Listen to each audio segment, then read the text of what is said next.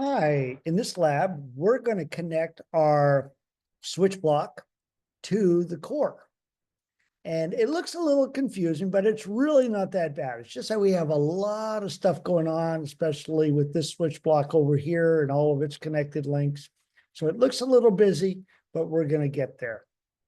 So here we are. So I've already made some labels that we're going to be using here in a moment for different networks or different interfaces. But we're going to connect distribution 1 to core 3 and distribution 1 to core 4. We're going to connect distribution 2 to core 3 and distribution 2 to core 4. One of the things to keep in mind here is that each one of these connections are going to be 4 separate IP networks. Okay, so you can see the networks, I have them labeled here. We'll put the labels on as we do it.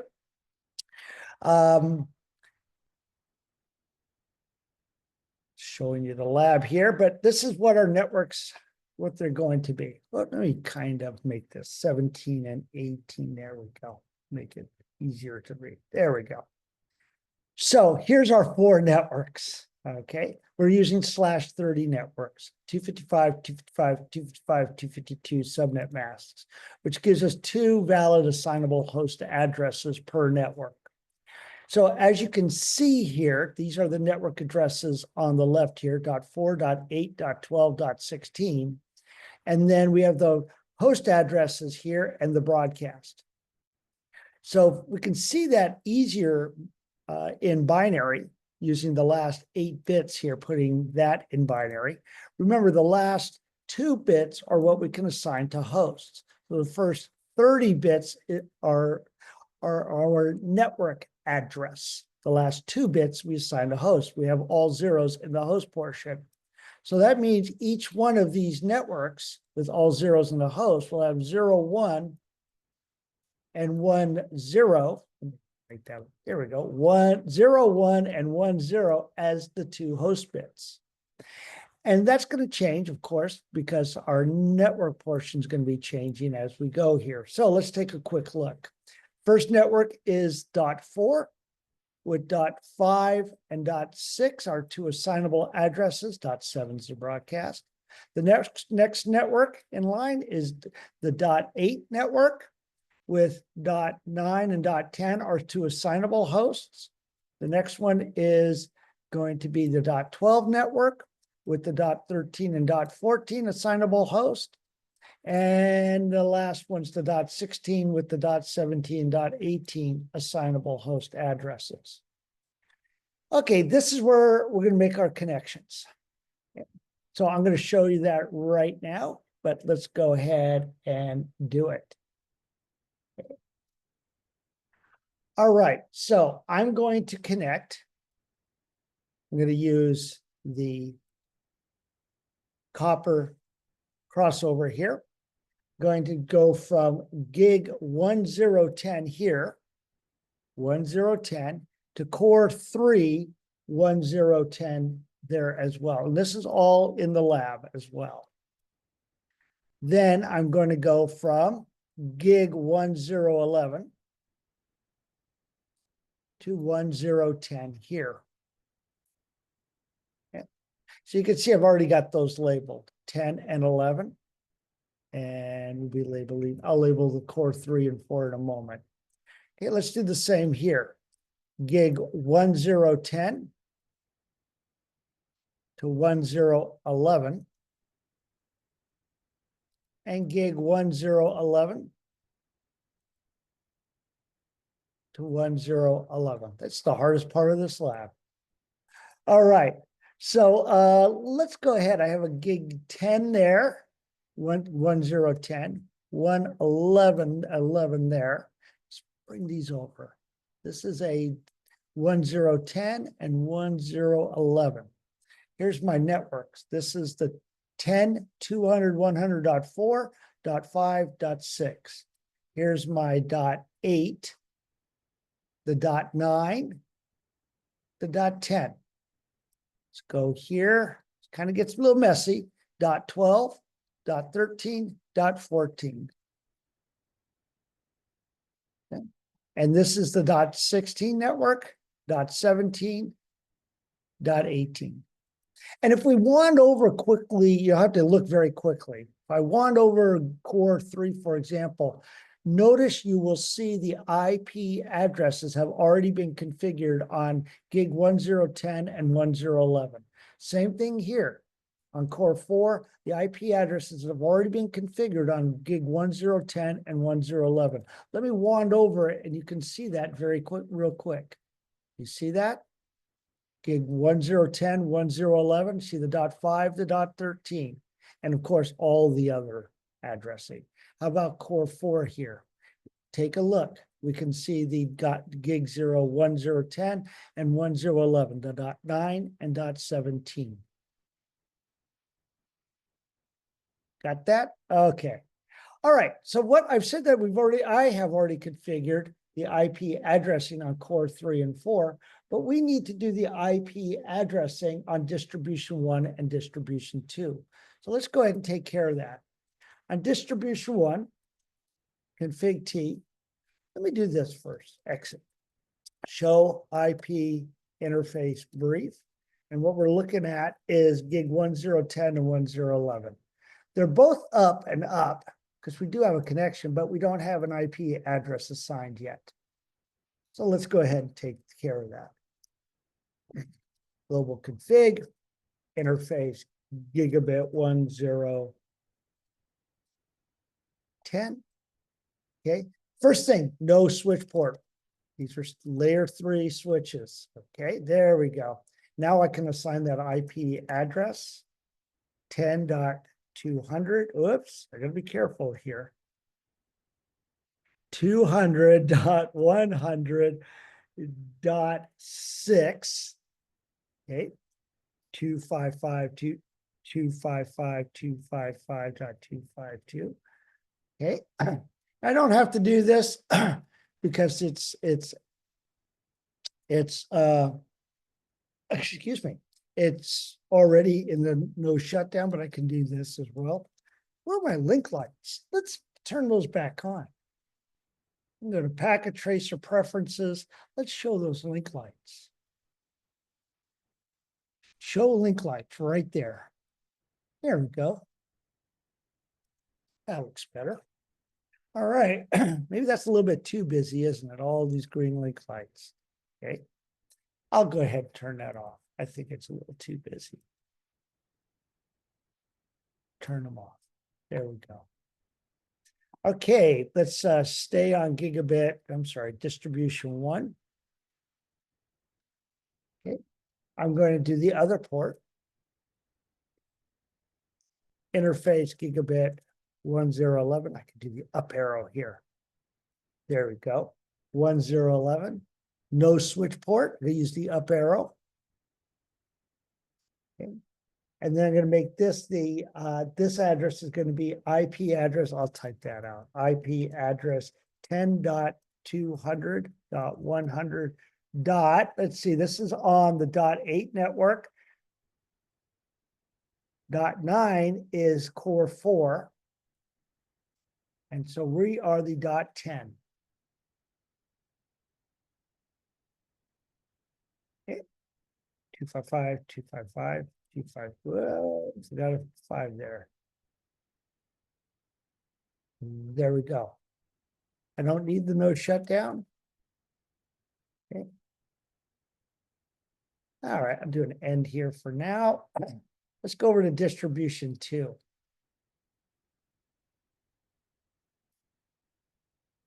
Let's do the same thing here. Similar anyway. So again, I'm going to 2 networks. I know it's busy. 10, 200, 100.12. Core 3 is the 13. We're going to be the .14. Let's do config T. Interface gigabit 1010. No switch port. IP address 10.200.100. What did I say? .14. .14. 255. Out of the way. 255. 255. 252. Okay, no shutdown, although I don't need that. How many times are we going to say that? Okay, then let's do the next one. Interface gigabit 1011. No switch port. Okay. Could I do the IP address with the up arrow? Yeah, just be careful. Okay, so this is going to be, what was it, the .18 right there, the .18. So what I did was I'm using my arrow key, change that, backspace, change that to .18. There we go. No shutdown. Okay, and all right, let's verify what we've done here. So what should we do? Let's go to distribution one here, verify this one first. Okay, first I can do show IP interface brief again. Where'd you go here?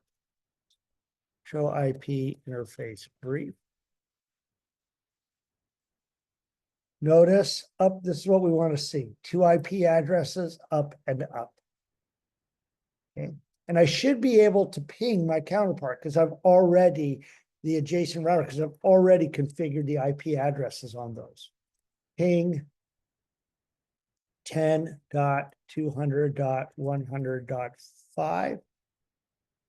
First one will probably time out because of an ARP request. Okay, and let's go ahead and do the .9.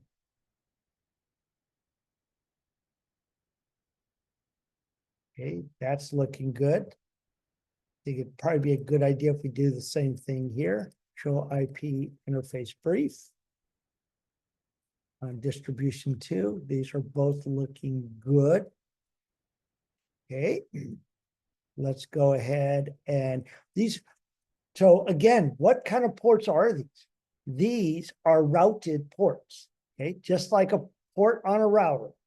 Okay, we're assigning specific IP addresses to specific physical interfaces. I should say that we're assigning IP addresses, a host IP address to a physical interface, just like we would on a router. That's what that no switch port command does. Okay, let's go ahead and ping 10.200.100.13. Okay, can I reach core 3?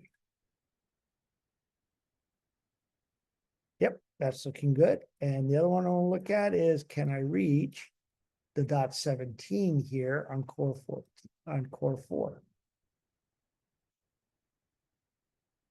Let's do the up arrow, make that a 17. Hey, we're good to go. Let's take a look at a few other things. Let's take a look at the routing tables because we've got to make some changes here. Okay, so first of all, Packet Tracer does not show you, had a little bug in it, does not show you the local interfaces. So we should see that in the route, the L, we don't see those. Boy, they don't even have it in the, I don't even see it up here in the codes, no wonder. Okay, that's all right. That's just the IP address of the local interface. But I want you to notice, what did we just do? Okay, we just added those 2 directly connected networks. Okay, let's do the same thing here. Show IP route. We added these directly connected networks. This router now knows it's directly connected to those networks. These are the network addresses. We're not seeing the actual IP address as an L code, but that's okay. Okay, so it's directly connected to these 2 networks, distribution 2 in this example. Okay, so that's looking good, but there's something we need to do. We have some static routes. We have static routes happening between distribution 1 and distribution 2. We did that a while back. What we did was we added on distribution 1 static routes to reach the networks over here, the 1032.0 and 1042.0 networks. And over here, we added static routes to reach the 10.10.1.0 networks and 10.21.0 networks. But you know what? We want to get rid of those. Why is that? That's because we're going to be configuring OSPF. Now, don't worry if you don't know, if we haven't discussed OSPF in this class yet. Okay, we will be discussing it later, but we're running OSPF. Let me make this a little in our network. This is all dynamic routing. So we don't want to do a bunch of static routes. We want the routers to handle this automatically. All right, so what I need to do is a couple of commands here. Okay, so if I do, let's show running config. I can do, okay, and I can just do show run there. And I'm going to show you, use the little pipe symbol there, section IP route. Why am I doing this? This is showing you my two static routes I have on distribution 1 that we did previously to reach these two networks.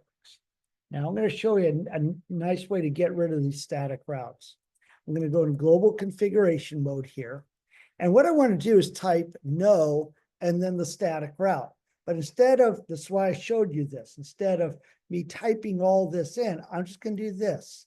Select it, copy, put my cursor right there, paste, enter. Got rid of that. Putting a no in front of an iOS command that's in the running config usually removes it.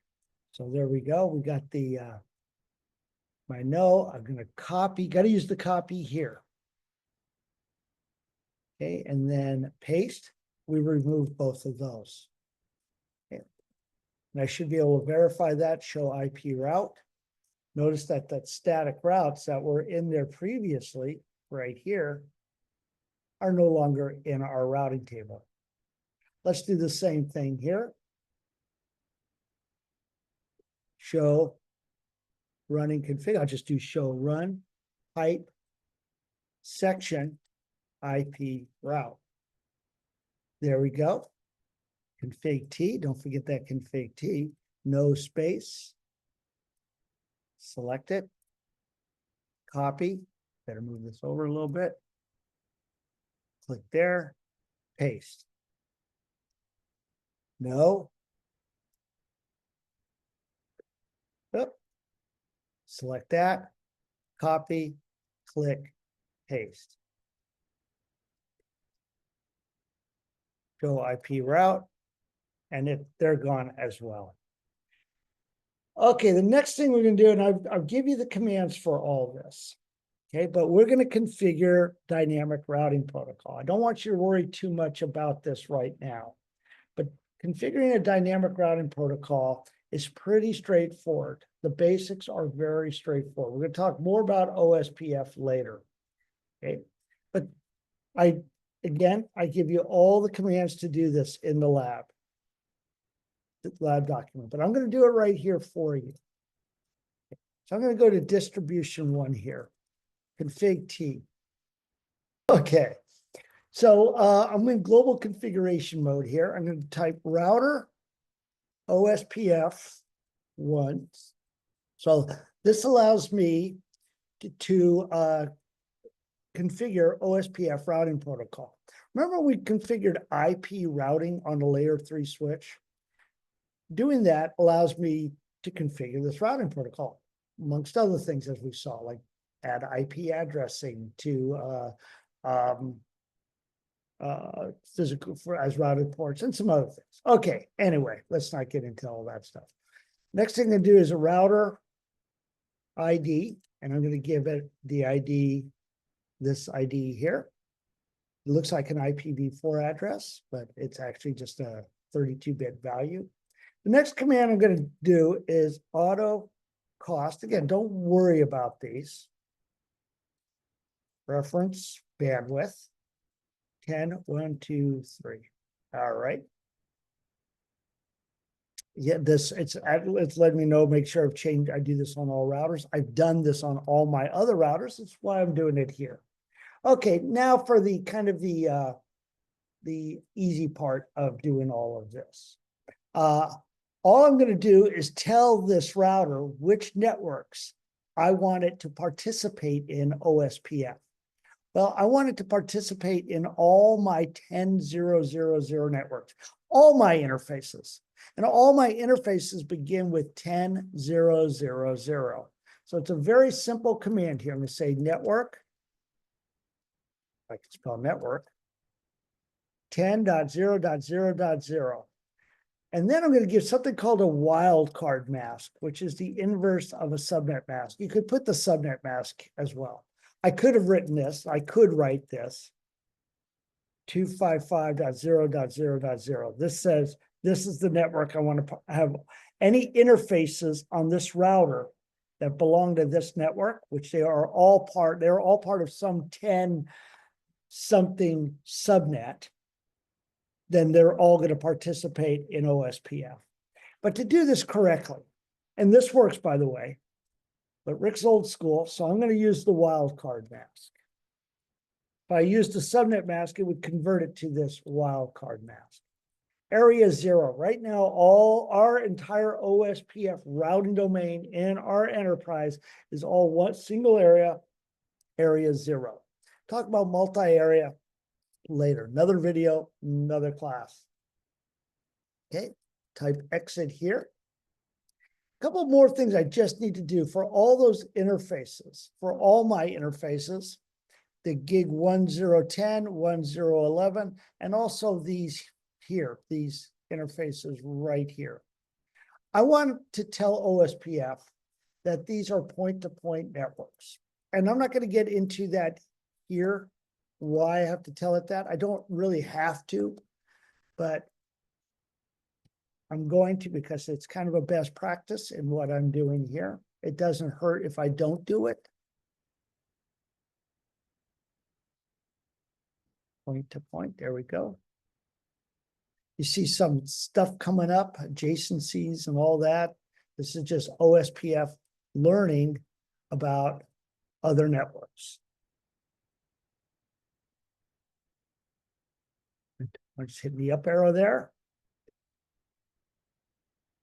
I'm also going to do it for these two links here that I have between distribution 1 and distribution 2. Remember, those are the gigabit 1023 and 1024.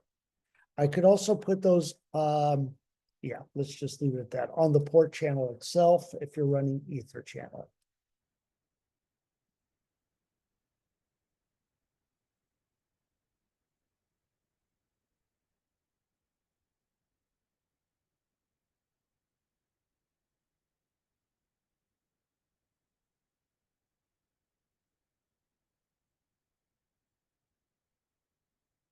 Okay.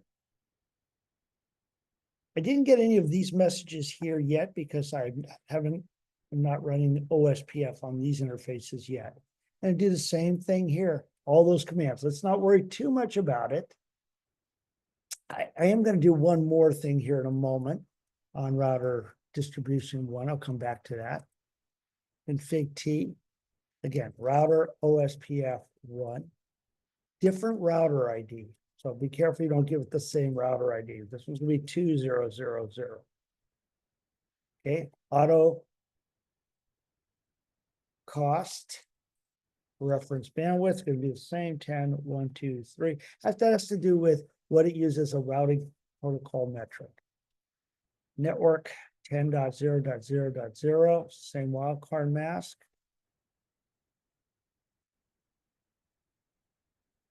And we're going to say area 0. Yeah.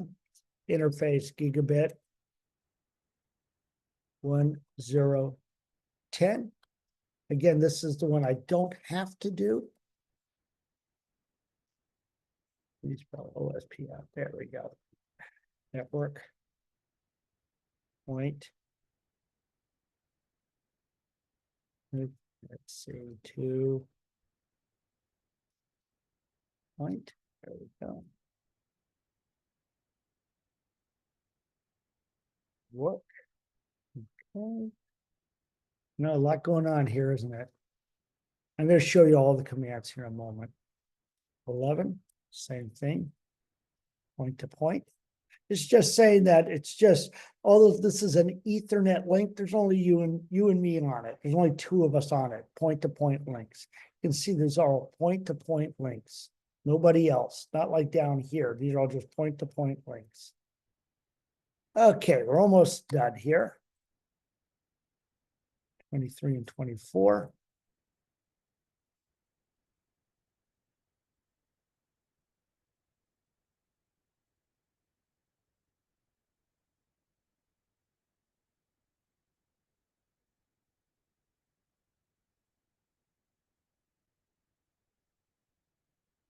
Hey, there's one more thing I want to do.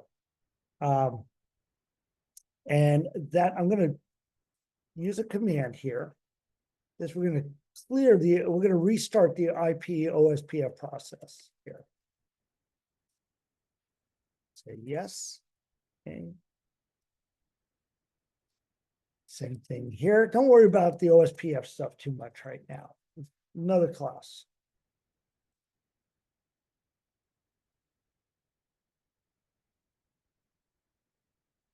Okay. Okay, I'm going to give it a moment for all of this to come up.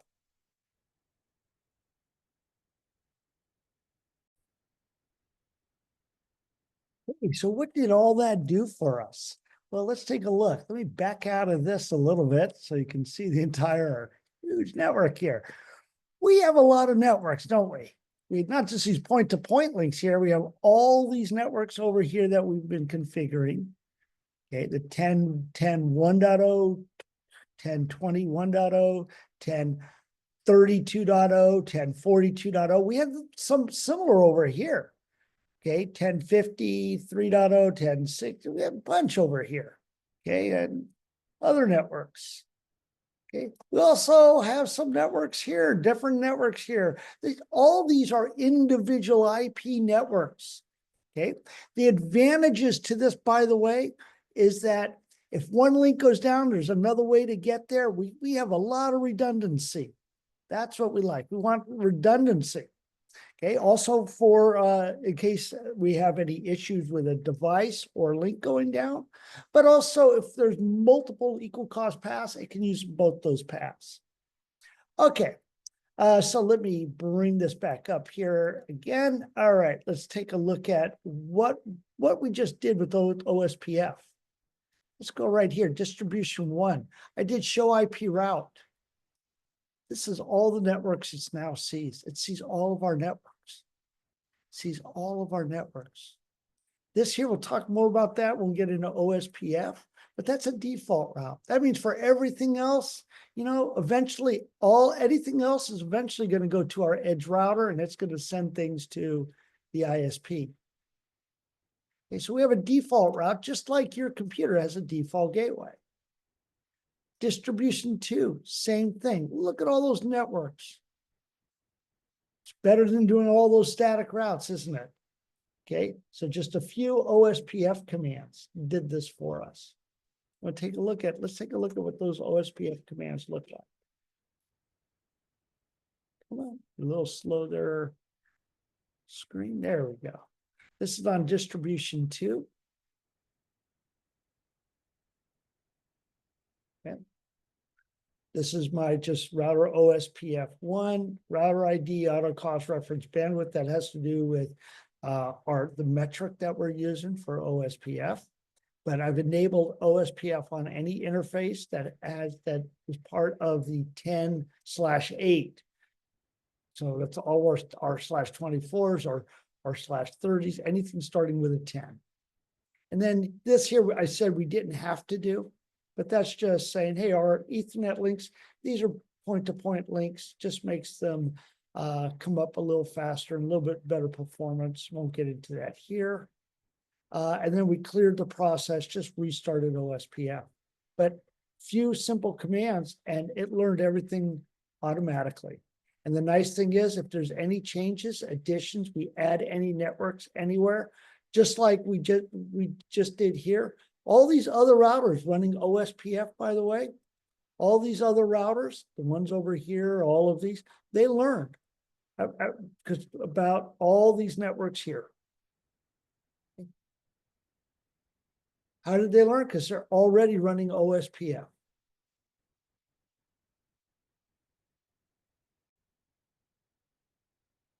And just to show you, let's go over to distribution 3. This is a router that's already running OSPF, similar configuration to what we did over here. But notice when I do show IP route here, it automatically sees all the networks that we've configured over here. All those networks, it now knows to forward those packets, maybe to core 3, maybe to core 4, maybe both. I do need to mention something about packet tracer and OSPF. Sometimes it does not always, let's say, do the what it's supposed to be doing. Okay, so this is an emulator. It's doing its best. They do a lot of great things. So it's a few little bugs, especially with OSPF sometimes. The core part of it works fine.